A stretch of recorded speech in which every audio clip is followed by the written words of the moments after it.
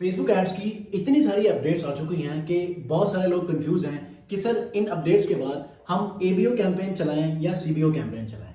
तो आज की इस वीडियो में मैं आपको नई अपडेट्स के बाद जो सिचुएशन का हमें सामना करना पड़ रहा है, जो क्लाइंट्स के अकाउंट्स के ऊपर जो अप एंड डाउन चल रहा है, उसके अकॉर्डिंगली और बेस्ड ऑन मैट्रिक्स, मैं कोई ज़बानी कलामी आपसे बात नहीं करूंगा, बल्कि वो मैट्रिक्स जो हम डेली बेसिस के ऊपर Pakistani based clients, UAE based clients, सऊदीया और यूएस बेस्ड क्लाइंट्स के अकाउंट्स के ऊपर जो चीज़ें चेंज होती हुई नजर आ रही हैं, और किसी अकाउंट्स के ऊपर अभी भी वही मामला चल रहे हैं कि रिजल्ट्स बिल्कुल ही डाउन है, किसी अकाउंट्स के ऊपर अब अप होना शुरू हो चुके हैं। तो वो सारी चीज़ें मैं आपको इस वीडियो में कवर करने वाला हूँ, क्योंकि बहुत सारे लोग जो पाकिस्तानी यूट्यूबर्स हैं, आपने देखा होगा जो वीडियोस मैंने आज से तकरीबन कोई 20 दिन पहले बनाई थी फेसबुक की अपडेट्स के हवाले से, वो अब बनाना शुरू किया है। एंड्रोमेडा की अपडेट्स उन्होंने दे दी थी एक फॉर्मेलिटी के तौर पे, लेकिन उसकी इम्प्लीमेंटेशन जब समझ आए कि यार अब तो फेसबुक यही कुछ कर रहा है, तो सब ने उसकी इम्प्लीमेंटेशन और एंड्रोमेडा की प्रॉपर जो प्रेजेंटेशन है उसको दिखाकर बताने लगे कि यार अब ऐसे होगा। भाई प्रैक्टिकल काम भी तो नजर आना चाहिए, उसका बेसिक इंप्लीमेंटेशन भी तो नजर आना चाहिए।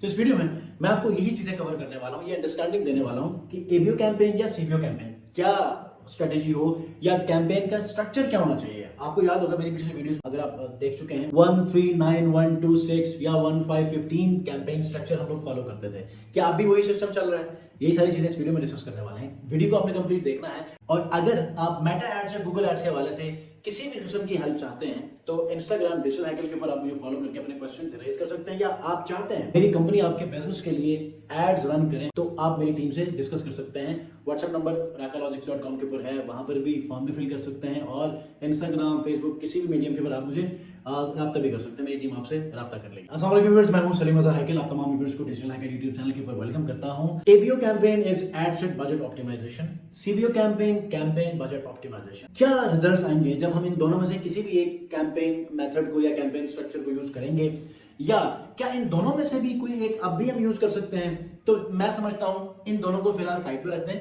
और हमें आगे बढ़ना है, क्योंकि ये वाला जो कॉन्सेप्ट था ना, ये थोड़ा सा हमने पीछे रखना है और नई स्ट्रेटेजीज के ऊपर हमने फॉलो करना है।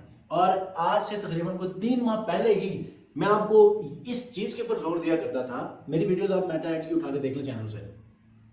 क्रिएटिव के ऊपर जितना काम करेंगे ना, उतना आपके लिए बेनिफिट होगा। और ये जो हम डिटेल टारगेटिंग में इंटरेस्ट, डेमोग्राफिक, ये सारी चीजें करते हैं ना, ये मैंने तब ही बताया था जब प्राइमरी जो प्रैक्टिसेस थी हमारी वो सेकेंडरी में चली गई थी, और सेकेंडरी वाली प्राइमरी में आ चुकी थी। मतलब एआई अब प्राइमरी में आ चुकी है, जो मैनुअल हमारी सेटिंग्स थी वो सेकेंडरी में चली गई है, ठीक है। तो तभी मैंने आपको कहा था। तो अभी हमने एबीओ सीबीओ को साइड पर रखना है, हमने आगे बढ़ना है। ना ही हम 139 या 129 कैंपेन स्ट्रक्चर को फॉलो करेंगे। 139 का मतलब ये है 1 कैंपेन 3 एडसेट्स और 9 एड्स, ठीक है। इसी तरह 126 1515 ये कैंपेन स्ट्रक्चर्स में आपको बताता था और डिटेल में आपको समझाता था, जिसके रिजल्ट्स बहुत जबरदस्त आते थे। अब इसको भी साइड पर रख दें। हमने क्या करना, 1 और अनलिमिटेड एड्स। क्या मतलब? 1 का मतलब 1 कैंपेन, 1 कैंपेन 1 एडसेट्स, और उसके अंदर आप 20-30 एड्स आप लगा सकते हैं।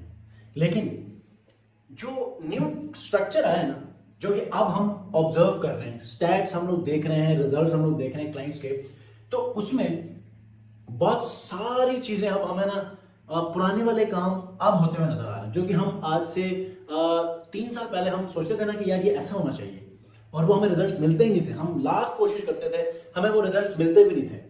अब वो काम अब होने लगा है। क्या? अभी देखें, ये जो मैंने आपको एक कॉन्सेप्ट बताया था, याद है? मल्टी स्टेप सेल्स फनल या मल्टी स्टेप लीड्स फनल। होता यह था कि हम पहले फनल को इंडिविजुअली ट्रीट करते थे।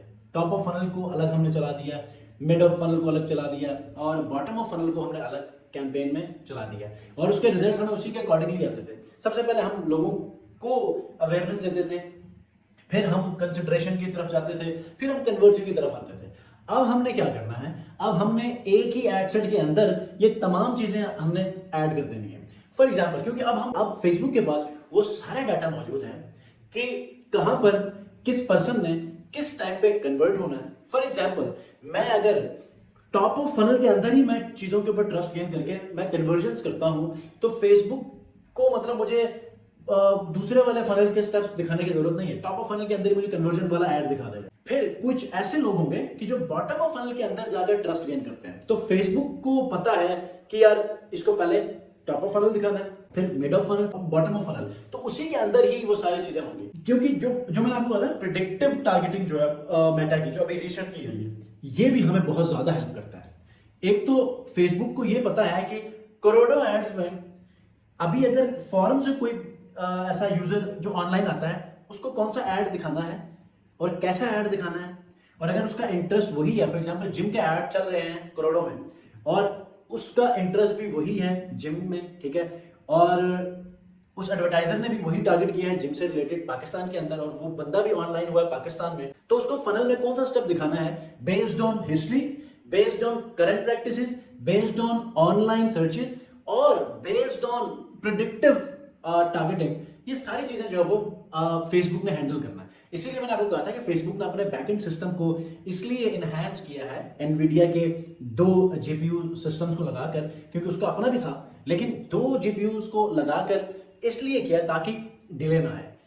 एक माइक्रो सेकंड या आप सेकंड से भी कम का जो डिले वो इस बिजनेस को बहुत बड़ा लॉस दे सकता है। तो हुआ क्या कि सिस्टम को उसने इनहैंस किया ताकि यूजर के एंड पे जो वो चीजें टाइमली ट्रिगर हो, ठीक है। तो यहां पर आप लोगों ने एक ही एडसेट के अंदर आपने अवेयरनेस कैंपेन की वीडियोस भी ऐड कर देनी है, इमेजेस भी ऐड कर देनी है, मिड ऑफ फनल के जो इमेजेस या जो आपने क्रिएटिव्स बनाए वो भी ऐड कर दें, आपने जो बॉटम ऑफ फनल के जो क्रिएटिव बनाए हैं, वीडियोस बनाए हैं, सेल्स बनाए हैं, वो भी आप ऐड कर दें। मतलब testimonials, reviews, pen points, solution based जो वीडियोस आपने बनाई हैं, सेल्स पिच ओरिएंटेड जो वीडियोस बनाई हैं, मतलब आपने ये सारी एक एडसेट के अंदर ही आपने रख देने हैं।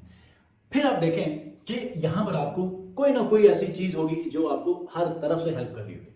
अब मैं जो कह रहा था कि 3 साल पहले हम जो चाह रहे थे वो तब नहीं हो रहा था, वो अब हो रहा है। उसका मतलब क्या है? उसका मतलब यह है कि हमें एक एडसेट के अंदर जब हम टॉप ऑफ फनल का क्रिएटिव भी ऐड कर रहे हैं, कोई 3-4 मिड ऑफ फनल के 3-4 क्रिएटिव ऐड कर रहे हैं उसी एडसेट के अंदर, और बॉटम ऑफ फनल के कोई 3-4 क्रिएटिव ऐड कर रहे हैं, तो ये 8-10-12 क्रिएटिव हो जाएंगे।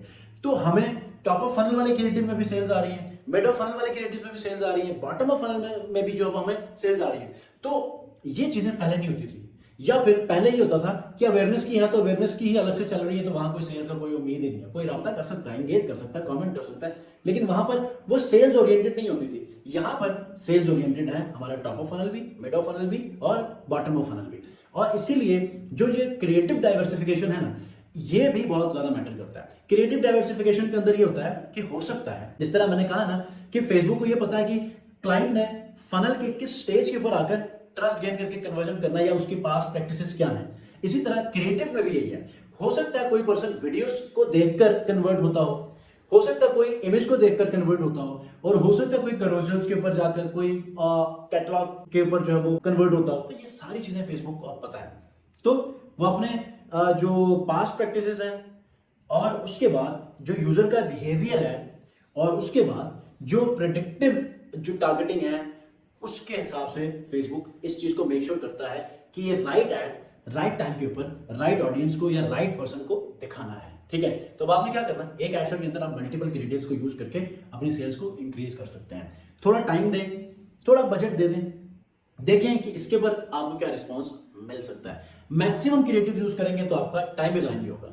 मैं ये पिछले 2 सालों से जोर लगा रहा हूं कि हम लोग 1-2 क्रिएटिव्स का यूज करके हम अपना टाइम जाया कर लेते हैं। 2 हफ्ते बाद पता चलता है दोनों क्रिएटिव काम नहीं कर रहे, तो क्या होगा, फिर 2 हफ्तों के लिए नए 2 क्रिएटिव्स बनाने होंगे। तो इससे अच्छा आप 5-6 क्रिएटिव्स पहले ही दिन चला लें, ताकि उनमें से कोई 1-2 तो आपको परफॉर्म करें और उसी को आप स्केल कर लें जब तक आप दूसरे कोई क्रिएटिव्स को स्केल करने की तरफ आ जाए। तो पैरेलली आपने दोनों चीजों को लेकर चलना होता है। कोई सवाल है कमेंट में जरूर पूछिएगा।